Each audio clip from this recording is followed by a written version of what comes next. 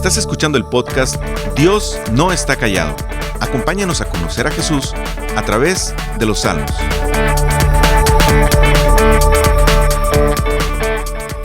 Los relatos antiguos de la creación hablan de dioses peleando entre ellos y como resultado de sus restos en la batalla salieron los humanos.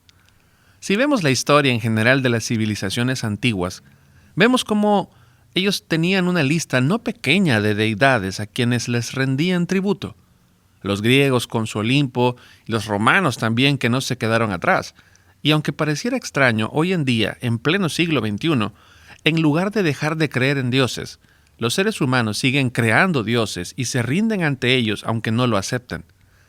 En días recientes, leí un artículo en el que se preguntaban que si de verdad existiera Dios, Él se sujetaría a las leyes de la física. Un comentario sobre este artículo decía que si Dios se sujetara a la física, entonces la física sería Dios. Mira, la Biblia es contundente en este asunto y no tiene problema en ir en contra de todo lo que pudieran pensar las personas en todas las épocas. La Escritura revela que solo existe un Dios y ese mismo Dios es el que creó todo lo que existe con el poder de su palabra. No hay una lucha de dioses. No hay otros poderes o deidades luchando por la gloria y la autoridad. Es el único Dios verdadero y no comparte su gloria con nadie. Unos dicen que el Dios del Antiguo Testamento es diferente al del Nuevo Testamento. Otros dicen que es un Dios que aprende con el tiempo y si antes era muy violento, entonces aprendió a ser más amoroso. Sin embargo, la Biblia una y otra vez confirma que el mismo que por medio de su palabra creó el universo es el mismo que reunirá a su pueblo al fin de los tiempos y habitará en medio de su pueblo para siempre. El salmista es justo lo que hace aquí en el Salmo 47.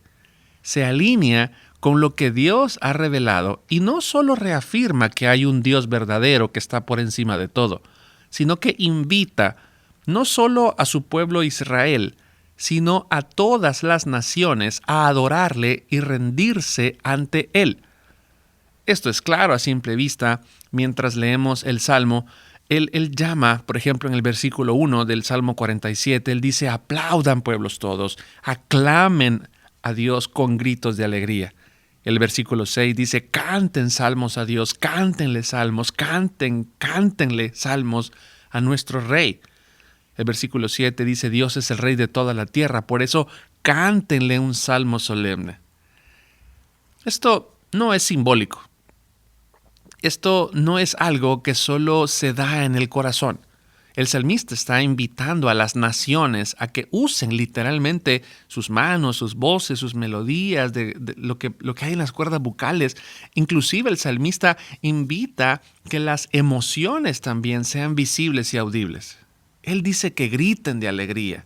El objetivo de este salmo no es dar alguna idea sobre la liturgia de un culto religioso, o que las iglesias deben de tener tiempos de adoración ruidosos, ni tampoco habla de cómo manipular a las personas para que canten más y griten más y decir cosas como no se canse de alabar a Dios, o el que no grite no va para el cielo. El salmista nos quiere dar a entender cuál es la razón para que los pueblos puedan adorar al Rey. Quiere que veamos cuáles son los argumentos irrefutables para que no solo la iglesia o Israel, sino por qué todos los habitantes de la tierra deberían de adorarlo y reconocerlo como el único Dios. Pero no como de manera obligada, como muchos lo hacen cuando el director de alabanza va a insistir e insistir que canten, sino que esto debería ser algo natural, que brota de un corazón que realmente entiende delante de quién está y lo que realmente es ese Dios, y por ende es inevitable no expresar esa adoración en cada momento de nuestras vidas, y no solo un domingo por la mañana. Yo le quiero dar por lo menos 3 razones por las cuales deberíamos de adorar con alegría y reconocer a Dios como el único y verdadero Rey. En primer lugar, quiero hablarte de el dominio de gracia de este Rey. Dice el versículo 1, aplaudan pueblos todos, aclamen a Dios con gritos de alegría. Cuán imponente es el Señor Altísimo, el gran Rey de toda la tierra. Sometió a nuestro dominio las naciones, puso a los pueblos bajo nuestros pies, escogió para nosotros una heredad que es el orgullo de Jacob, a quien amó. Este salmo pone especial énfasis en que esta adoración es debido a que Dios es el conquistador por excelencia. No hay nadie que le pueda hacer frente y por lo tanto es el soberano rey que gana y decide lo mejor para su pueblo. El salmista quiere que veamos a Dios como imponente, como temible.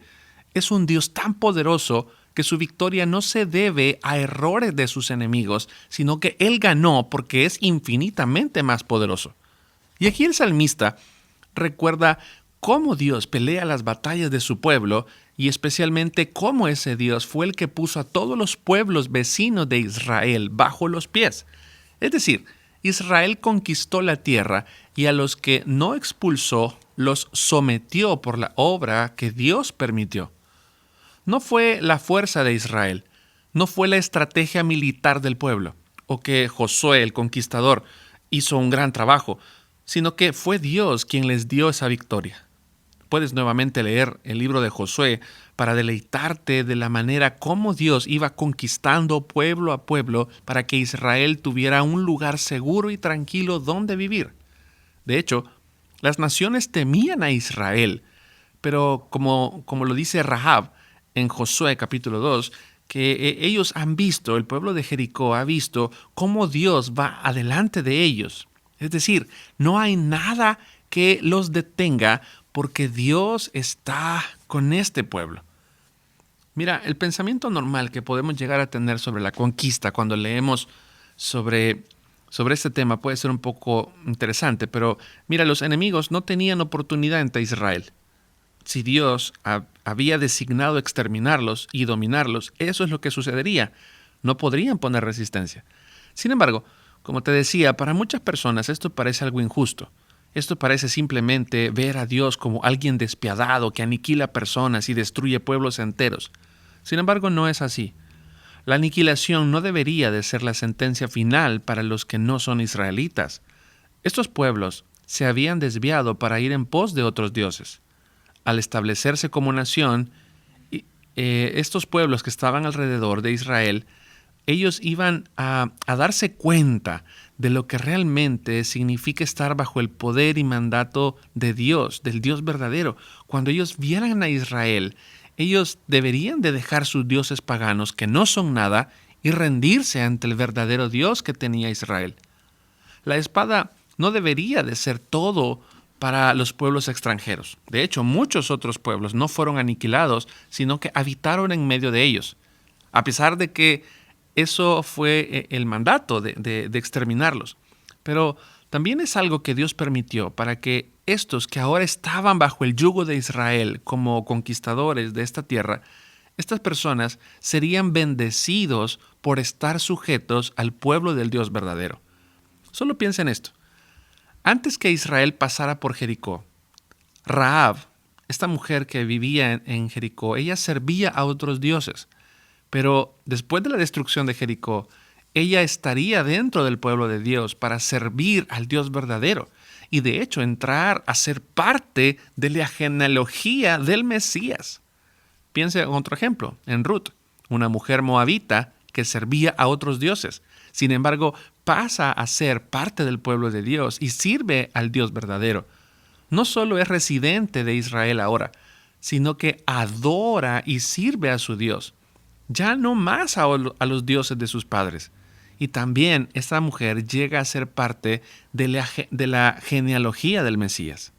Dios no está promoviendo aquí la conquista para esclavizar y aprovecharse de otros pueblos. Dios usa a su pueblo para que al someter a estas naciones puedan ser rescatadas de la idolatría y sirvan y se sometan al verdadero Dios, un Dios de amor y gracia que quiere rescatar sus corazones. Y esto es lo que está haciendo también el día de hoy. Cuando el ser humano conquista, hablamos normalmente de robo, de aniquilación, de saquear, de imponer. Sin embargo, cuando Dios conquista, es para nuestro bien. Eso es lo que Dios hizo cuando conquistó nuestro corazón y nuestra voluntad. Antes estábamos muertos en nuestros delitos y pecados. Nuestro corazón estaba inclinado hacia la perdición, no tomando en cuenta a Dios. Sin embargo, Él toma nuestro corazón sin nuestro permiso. Queremos resistirlo y peleamos contra Él, pero Él es más fuerte y nos doblega, y ahora los que creemos en Él podemos unirnos en adoración y en medio de gritos de alegría celebrar esa conquista de nuestros corazones. Porque el hecho que Él conquistara mi corazón es garantía que gozaré de su presencia para siempre y seré suyo por la eternidad. Nos rescató de nuestra vana manera de vivir para darnos ahora de su gracia, para que ya no vivamos para nosotros, sino para Él. Nuestra sujeción al Rey verdadero es una sujeción de amor en respuesta a su misericordia y gracia. Pero dice acá también el versículo 4, que Él escogió para nosotros una heredad, que es el orgullo de Jacob, a quien amó. Dios les entregó la tierra prometida a Israel gracias a que fue fiel al pacto que había hecho con Abraham. Dios cumple su promesa, que en un momento vamos a ver más sobre esto, pero el salmista recuerda que debido a su amor, al amor de Dios, es porque esto realmente se cumple. El libro de Deuteronomio es una explicación grandiosa de este verso. Deuteronomio 7, versículos 7 y 8, dice así: el Señor se encariñó contigo, le está hablando al pueblo de Israel, y te eligió, aunque no eras el pueblo más numeroso, sino el más insignificante de todos. Lo hizo porque te ama y quería cumplir su juramento a tus antepasados.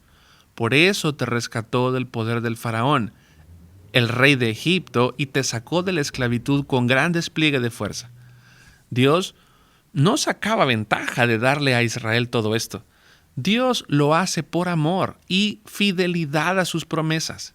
Es entonces que cuando vemos que ahora nuestro corazón está rendido a Él, podemos reconocer y dar voces de alegría porque somos amados.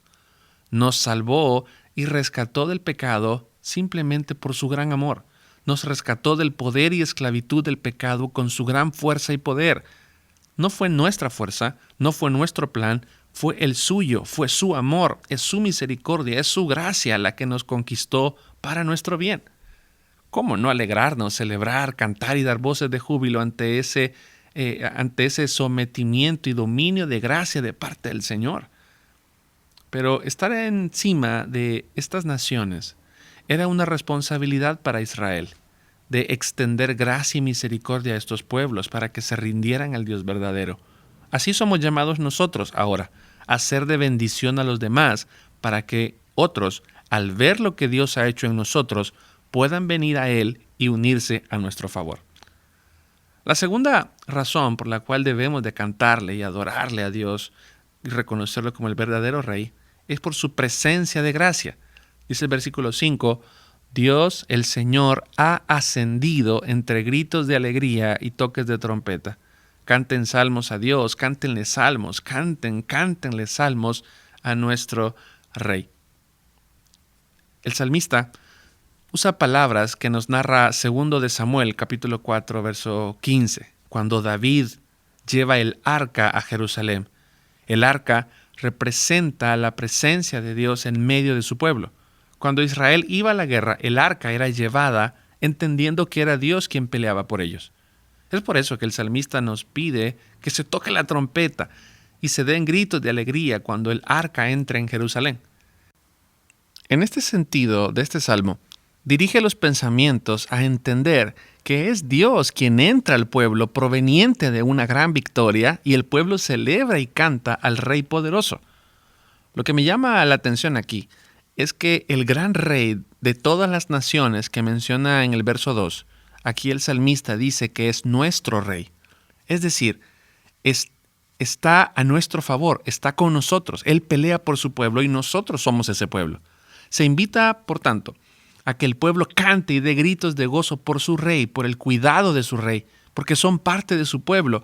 Y ese pueblo puede sentirse seguro que no hay nada que puedan enfrentar solos, sino que el cuidado y poder de ese Rey que gobierna sobre toda la tierra y que no tiene comparación y que no hay nadie que le pueda hacer frente, está de nuestro lado. Y eso entonces nos lleva a pensar en lo que se conoce como la inmanencia de Dios. Mira, tener un rey como este es solo obra de gracia cuando entendemos quién es ese rey. No es uno más de los reyes de las otras naciones, no es otro hombre común y corriente que un día ya no va a estar. No es un rey limitado que gobierna solamente a Israel. Es un rey eterno y gobierna sobre todo teniendo un poder ilimitado. ¿Quién merece ser gobernado y estar bajo el cuidado de un rey así de poderoso, pero también así de amoroso? Estar bajo un gobierno así es un acto de gracia. Dios está completamente satisfecho en sí mismo. Él no necesita de un pueblo para ser Dios. Él no tiene baja autoestima por la que necesite que le alaben. Él es un Dios que tiene el universo entero en su mano. Y si Él quiere, puede hacer otro universo más. Eso es lo que quiere el salmista que el pueblo tenga en mente. ¿Y por qué entonces merece ser alabado? Porque a pesar de su grandeza, de su eternidad, de su gran poder, Él desciende para estar en medio de su pueblo, para sustentarlo y para cuidarlo. No es un Dios distante, es un Dios que está con su pueblo, que viene a su pueblo. Pablo lo expresa de la siguiente manera en Romanos 8, versos 31 al 32.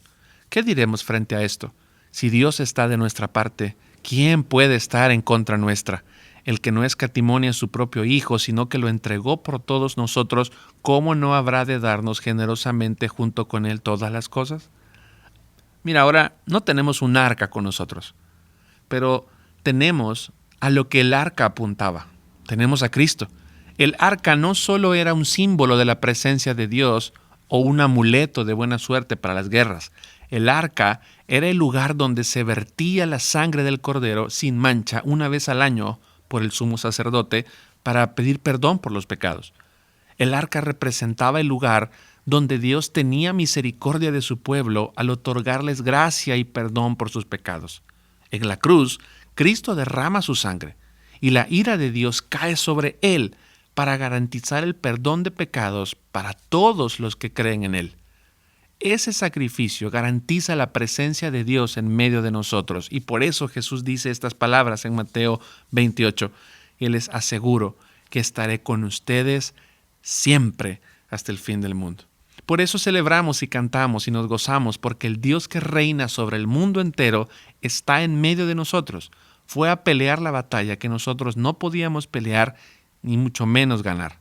Él regresa vencedor y su pueblo entonces celebra con gozo su poder y además que está en medio de ellos para siempre. ¿Eso es motivo para su canto y su gozo? Dios no le está haciendo a usted un favor, a usted y a mí. Es un acto de gracia que no merecíamos su amor. Él nos lo da abundantemente. ¿Cómo no gozarnos por tan tremenda bendición de gracia? Y por último, una razón importante por la cual alabar y cantar al verdadero Rey es por la promesa de gracia. Versículo 7 dice, Dios es el Rey de toda la tierra, por eso cántele un salmo solemne.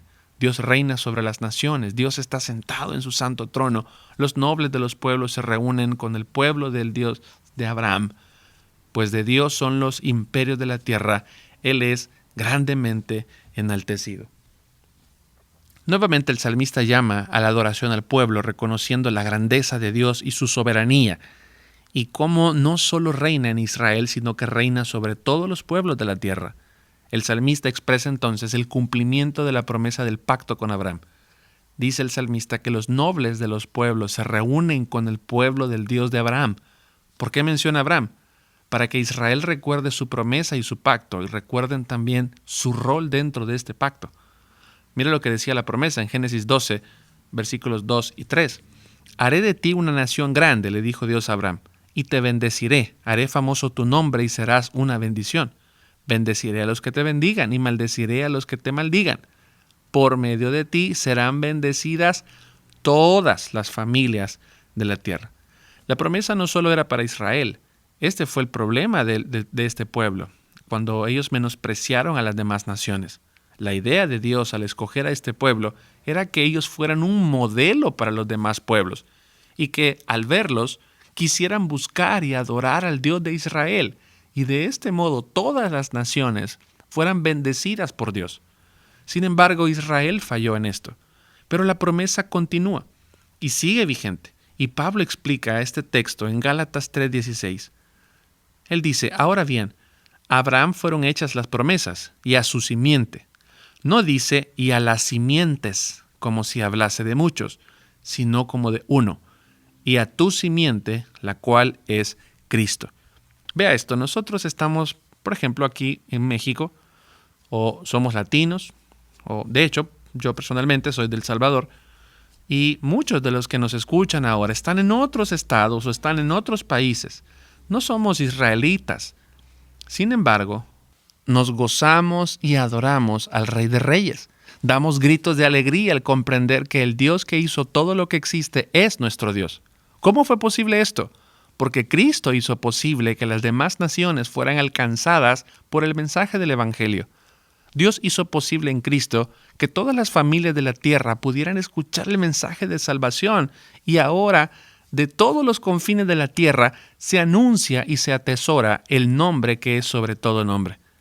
Si usted el día de hoy puede exaltar y confiar en el nombre del Señor Jesús y su salvación y perdón de sus pecados descansa en la obra redentora de Él en la cruz, es un motivo suficiente para unirse a este salmista, para cantar, adorar, exaltar, dar gritos de alegría, reconociendo la soberanía de Dios que ha conquistado su corazón, que ahora está con usted y le ha salvado.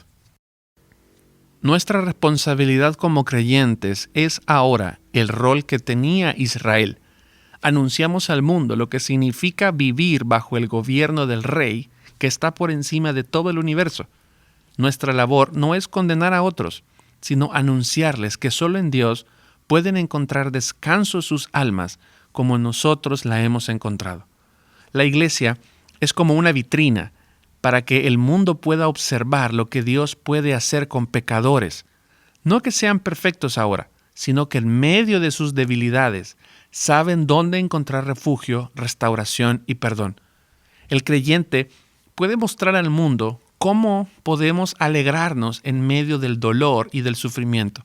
¿Cómo podemos estar satisfechos aunque nos falten tantas cosas aparentemente de valor para este mundo? El cristianismo no se caracteriza principalmente porque canta el domingo en la iglesia, sino que toda su vida refleja esa adoración. El gozo no solo es el domingo en la mañana mientras cantamos y alzamos las manos, sino que hay un canto permanente que es posible cuando comprendemos que Él conquistó nuestra voluntad para ahora sujetarnos a Él. Ese gozo y adoración surgen cuando comprendemos que está en medio de nosotros y no estamos solos. Esa alegría, exaltación y adoración surgen de manera natural cada día y a toda hora en medio de cualquier situación porque nos ha salvado y ha cumplido la promesa del pacto a Abraham para que vayamos como un solo pueblo a adorar su nombre. ¿Vas a unirte al pueblo de Dios a adorar al verdadero Rey? ¿A confiar y descansar plenamente en su gran poder y sabiduría para guiar tu vida? ¿O vas a continuar buscando llenar tu vida con cualquier otra cosa apartado de Él? Hoy es un buen día para rendirte ante el Rey Todopoderoso y alabarle por lo que hizo para salvarte. Gracias por escucharnos. Para más información sobre este ministerio, puedes entrar a www.noestacallado.com. También puedes encontrarnos en Facebook, Instagram y YouTube.